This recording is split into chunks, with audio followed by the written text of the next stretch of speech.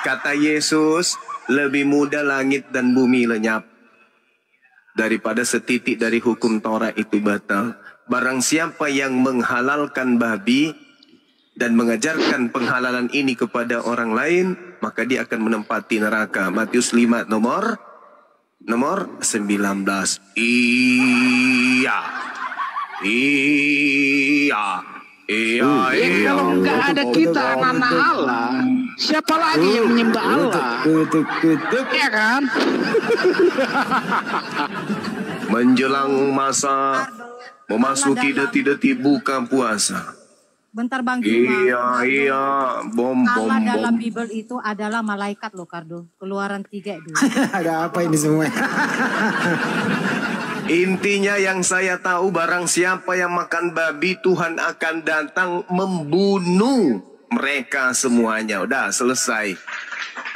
Yesaya 66 nomor 16 nomor 17. Siapakah di antara kita yang makan babi? Iya, bom.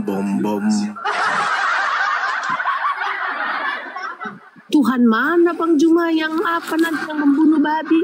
Itu di dalam Yesaya 66. Yesaya 66. Begini brother. Kalau zaman dahulu boleh lah. Karena masih sedikit. Memang ada. Sekarang sudah zaman-zaman maju. Manti meja. Jadi Emang ada batasan Allah kayak gitu? itu kan berfirman brother. Terus? Hai engkau Adam dan Hawa. Ya, engkau harus bertambah banyak. Dan taklukkanlah semua yang kuciptakan. Kuasai begitu. Bukan Adam jadi yang jika kita itu banyak, keturunannya. Ya iya kita ini. Terus? Ya kalau kita konsumsi babi B2 dapat menjadikan suatu menurut obat. Yesus, ada di antara kita yang keturunan ular beludak, bukan keturunan Adam. Nah, justru maka itu Yesus itu mencari orang-orang seperti itu, brother. Yang keturunan ular beludak dicarinya. Iya, Yesus itu mencari orang-orang yang sakit, bukan orang-orang yang sehat. Yesus mencari keturunan ular beludak.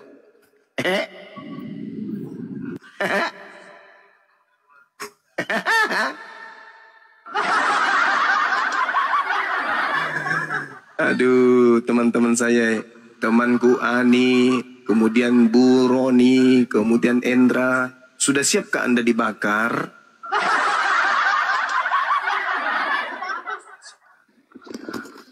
Ya kalau nabinya sih datang yang dengan jelas, brother, saya itu siap mengikuti dia, siap untuk melaksanakan semua perintah yang dikatakannya, karena aku tahu begitu loh.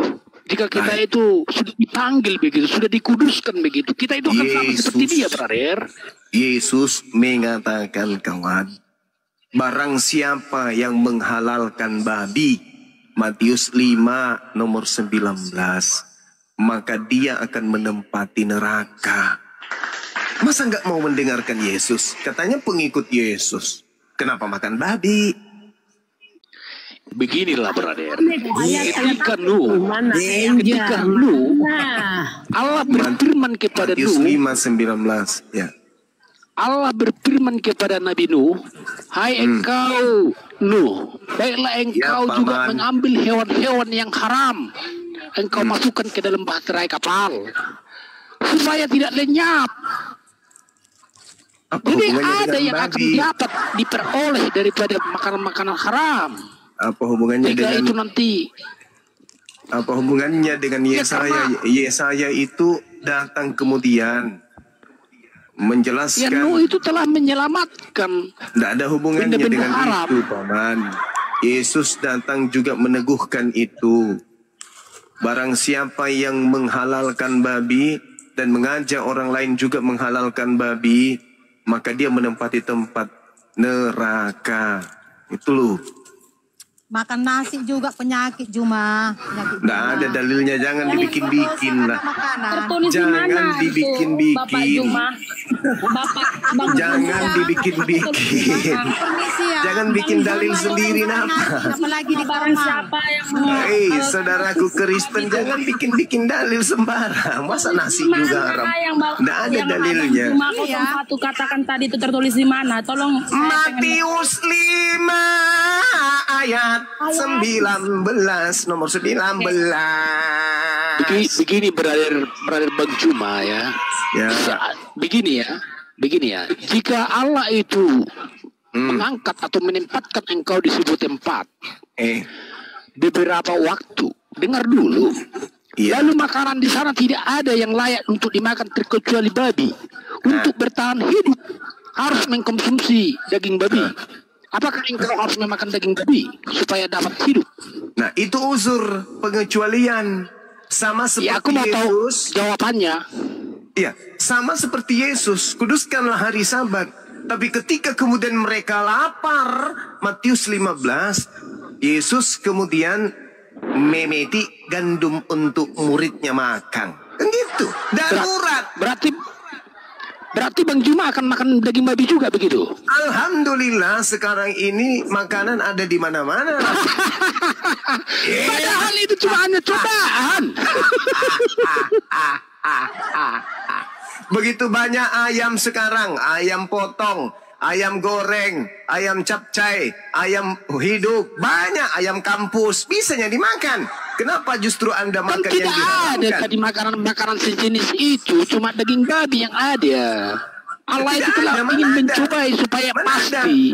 Di Tetapi dunia kamu ini itu mana ada tidak lagi tahu. tempat di mana di dunia ini yang Jika tempat Allah Yesus itu dapat ingin mencoba makanan? engkau dengan sesungguhnya, Ya, itu cuma akal-akalan, Bang. Perintah larangan ya larangan. Yang namanya larangan Tuhan ya jangan dibantah.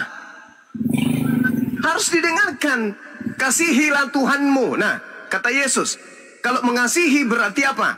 Taati segala perintah, ketetapan, hukum-hukum, ketentuan, dan larangannya harus ditaati. Kata siapa? Kata Yesus.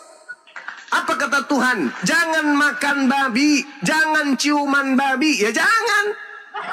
Gitu aja kok repot. Bahkan Tuhan mengancam. Yesaya 66, nomor 15, 16, 17. Tuhan akan datang dengan kemarahannya dengan nyala api. Akan membunuh orang banyak sekali. Yaitu yang mengikuti penyembah dewa Theos. Mereka semua Ya, akan gara-gara mati. itu lah, Yang mengikuti brother. pemakan babi dan pemakan balau padale, kura-kura dan seterusnya. Yesus itu dekat sama Kristen. Hah? Iya, gara-gara maka itu Yesus itu dekat sama Kristen. Nah karena itu kemudian Mencari orang yang justru sakit. Yesus mengusir orang Kristen. Gimana ini abang? Karena Kristen di mulutnya memuji Yesus, Nabi, Mesias, Gembala, Rasul, utusan. Tapi ujung-ujungnya tak ada ucapan Yesus. yang Yesus itu ditaati tidak oleh pernah Kristen. mencari orang yang sehat. Yesus itu tidak pernah mencari orang yang sehat. Selalu Kalau mencari begitu orang yang silakan Anda berdosa. sakit supaya Yesus mencari Anda. Orang Kan yang lucu. sakit. Gimana ini? Gimana ini? Gimana ceritanya saudara-saudaraku ini? Ayolah kawan. Ini kita sampaikan kebenaran.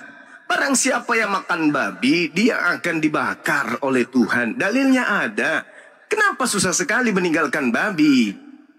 Coba Anda makan babi, habis itu bersendawa. Bau apa? Bau babi.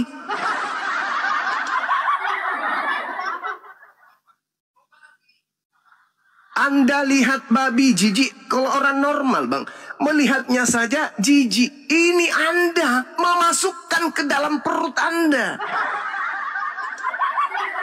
Orang Yahudi melihat babi jijik. Orang Islam Iya, melihat babi iya, jijik. iya. Anda jangankan jijik, justru memasukkan ke dalam Ya perut kita Anda. itu bisa menjawab Yesus begitu loh. Kenapa jadinya Yesus? Yesus Ya kita melarang itu makan gara-gara babi. tahu kalau itu haram baru kita itu tahu dosa. Yesus melarang Kalau itu makan tidak babi. haram tentu kita itu tidak dosa. Yesus Iya, melarang makan iya. babi. Kita itu bilang aja sama dia. Yesus itu kan melarang makan zamannya babi. sudah jauh beda sama kita. Jadi zaman kita ini kan Matius 5 sekarang. 19 Yesus melarang babi makan babi. Gimana dong? Yang mana yang harus kita ikuti ini, dicontohi? Yesus atau Kristen? Yesus melarang makan babi. Kristen malah mengajarkan ciuman dengan babi. Gimana ini teman-teman saya ini? Lain di Bible, lain di praktek. Bibelnya mengatakan. Tetapi Abang Juma, ada juga Kristen yang tidak makan babi, yaitu Kristen Advent. Nah, itu Kristen yang tidak taat kepada Paulus. Tidak taat kepada Bible. Berarti itu Kristen yang aneh lagi. Kristen aneh. Kamu mengambil bahasa seperti itu tidak taat terhadap Paulus. Lah, Paulus mengatakan, karena itu janganlah kamu biarkan orang menghukum kamu mengenai makanan dan minuman, atau mengenai hari raya, bulan baru, ataupun hari Sabat. Semuanya itu hanyalah bayangan dari apa yang harus datang, sedang wujudnya adalah Yesus. Janganlah kamu biarkan kemenanganmu digagalkan oleh orang yang pura-pura merendahkan diri, beribadah kepada malaikat, serta berkanjang. Apa itu berkanjang? Penglihatan, penghiasan, dan seterusnya, dan seterusnya. Ada itu di dalam Kolose 2. Kolose 2 kayak Kolose gitu. 2? Kolose 2. Iya. Peraturan-peraturan itu walaupun nampaknya penuh hikmat dengan ibadah buatan sendiri seperti merendahkan diri, menyiksa diri, tidak ada gunanya. Tidak ada gunanya, kata Yesus, kata Paulus. Paulus juga mengatakan segala sesuatu halal bagiku. Ayo. Paulus mengatakan itu. Jadi kalau Anda tidak makan babi, maka Anda tidak taat kepada Paulus. Kalau Anda makan babi, maka Anda tidak taat kepada Yesus. Nah, serba salah bukan? 1 Korintus 6 nomor 12. Segala sesuatu halal bagiku, tetapi bukan semuanya berguna. Segala sesuatu halal bagiku, tetapi aku tidak membiarkan diriku diperhamba oleh segala sesuatu. Nah, Paulus mengatakan itu, segala sesuatu halal. Ibrani 6 nomor 1. Jangan lagi, marilah kita meninggalkan hukum-hukum yang lama, menuju kepada hukum baru. Apa itu? Tak ada lagi yang haram. Jadi gimana dong? Ini kalau Anda makan babi melanggar perintah Yesus. Kalau Anda tidak makan babi melanggar teladan Paulus. Jadi supaya tidak ada Anda langgar, tidak melanggar Yesus. Sebenarnya yang dimuntahkan di mulut itu yang haram. Nah, itu ajaran siapa?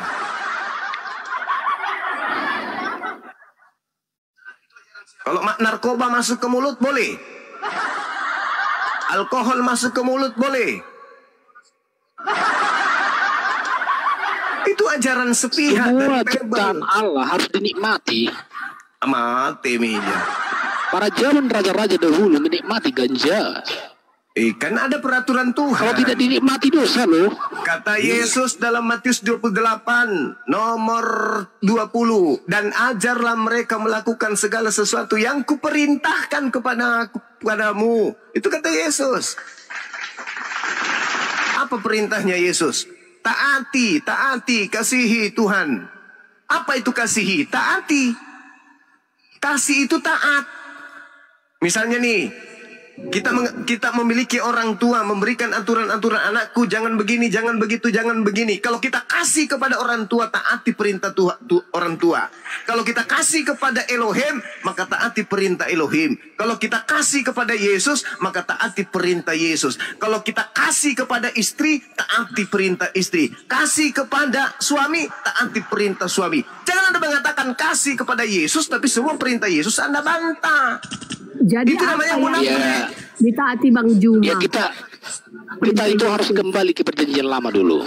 Nah, kembali ke perjanjian lama. Jangan engkau makan babi karena itu adalah haram bagimu. Imamat 11 nomor 7. Kenapa Anda justru makan babi? Siapa yang ngajarin? Ketika Adam memakan larangan Allah itu, Adam itu bagaimana? Dia dilarang. Apakah dia benar? Satu Adam itu larangan tahu saja. dosa.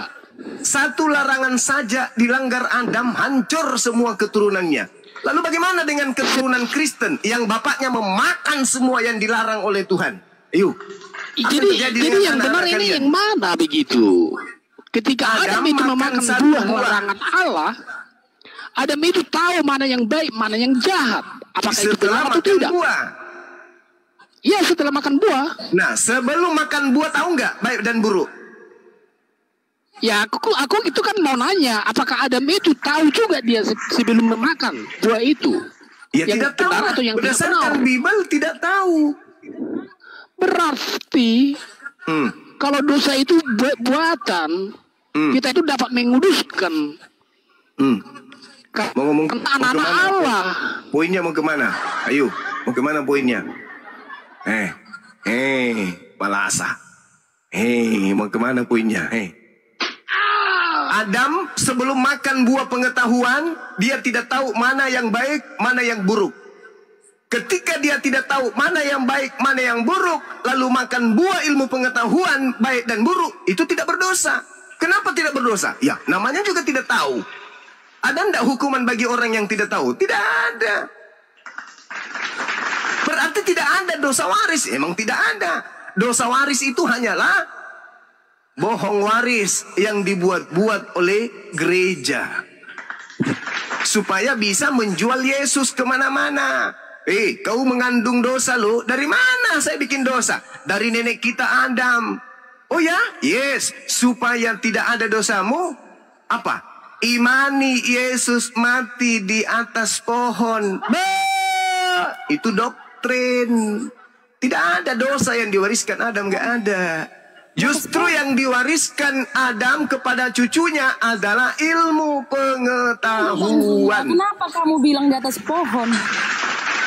Ya kan Yesus matinya diterangkan di Galatia 3:13 digantung di atas Xulon. Salib itu bahasa Al-Quran. Bahasa Yunaninya Xulon.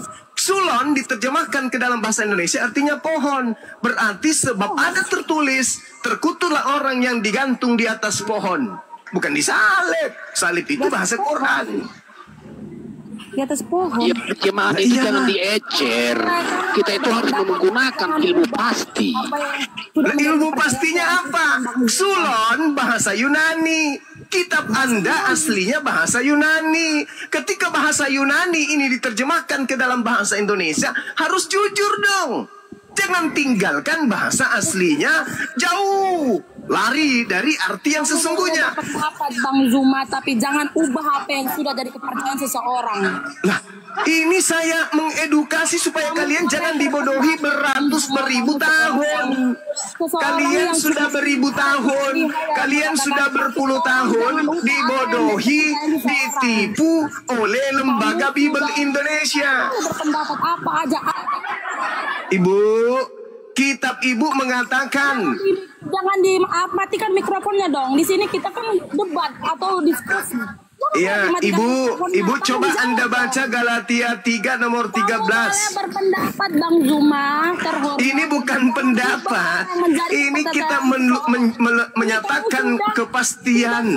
Sudah termasuk merendahkan apa yang dari kepercayaan. Kok jadi merendahkan? Karena kamu bilang di atas pohon, berarti kamu Tuhan. Coba bahasa aslinya salib di situ apa? Kamu malah berpendapat Bang Zuma, tapi saudara, bahasa aslinya Galatia 3 di sana itu apa? Mau itu ikan, ayam, terserah kamu, saya tidak perlu, tapi jangan ubah apa yang menjadi kepercayaan seseorang. Bagus, katakan itu kepada pembuat kitab ibu. Kristus telah menebus kita dari kutuk hukum Taurat dengan jalan menjadi kutuk karena kita. Sebab ada tertulis, terkutuklah orang yang digantung pada pohon. Pohon mana? Jangan abad 7 dulu dibawa Bang Juma. Saudariku yang cantik, kata yang menjadi prinsipmu, tapi jangan. Saudaraku yang cantik jelita, yang cantik se-RT, Galatia 3 nomor 13, di situ dikatakan sebab ada tertulis, Pohon tidak ada, tidak. terkutuklah orang yang digantung pada Xulon. Xulon dalam bahasa Yunani. Xulon kalau diterjemahkan dengan jujur ke dalam bahasa Indonesia artinya pohon. Jadi harusnya terjemahannya adalah sebab ada tertulis, terkutuklah orang yang digantung pada pohon. Itu baru betul. Kita di sini berdebat. Saatnya lah Kristen ini keluar dari pembodohan yang ada di dalam terjemahan. Ini sengaja dibikin salah, sengaja dibikin salah, sengaja dibikin ke-Islam-Islaman. Terjemahan kitab Anda itu sengaja dibuat salah, sengaja dibuat ke-Islam-Islaman supaya bisa nipu umat Islam.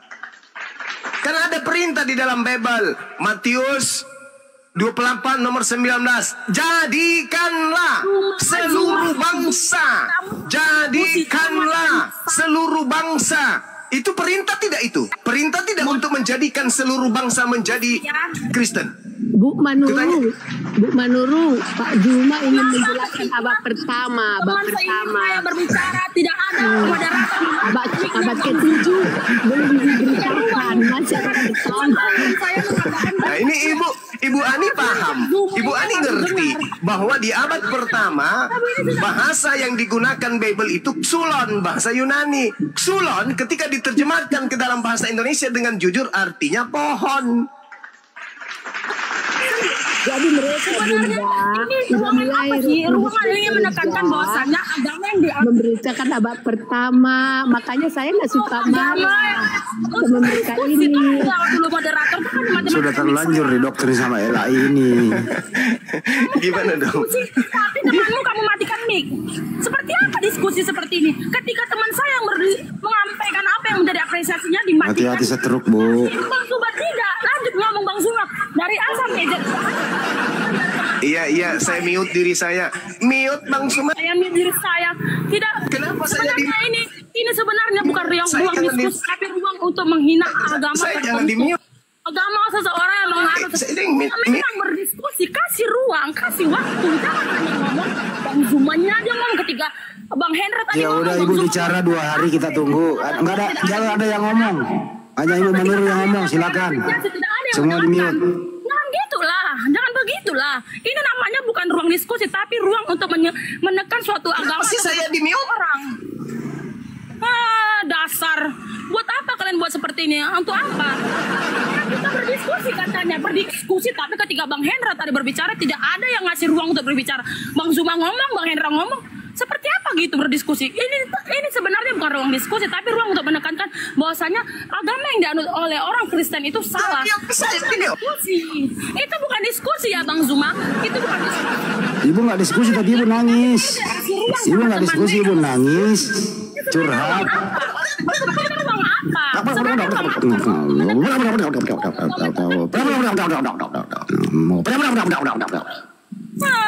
Buat apa kalian buat ruang seperti ini? Kalian hanya untuk menghina. Saya sudah katakan tadi, kamu boleh berpendapat, tapi jangan ubah apa yang menjadi kepercayaan seseorang.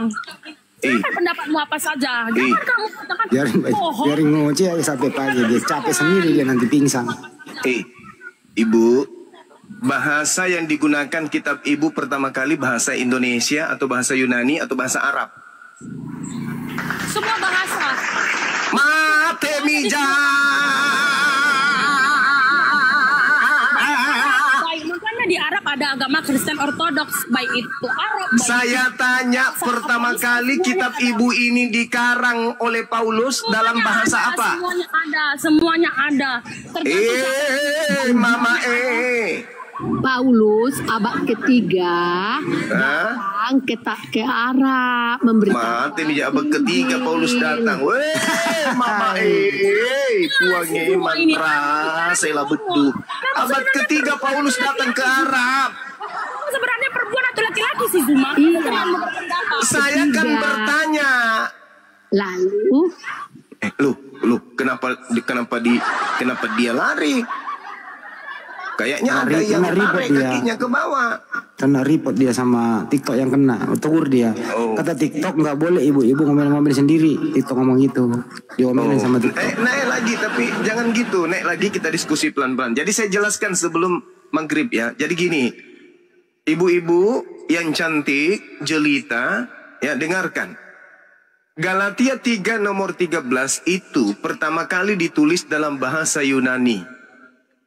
Kata terakhir dari Galatia 3 nomor 13 itu Xulon.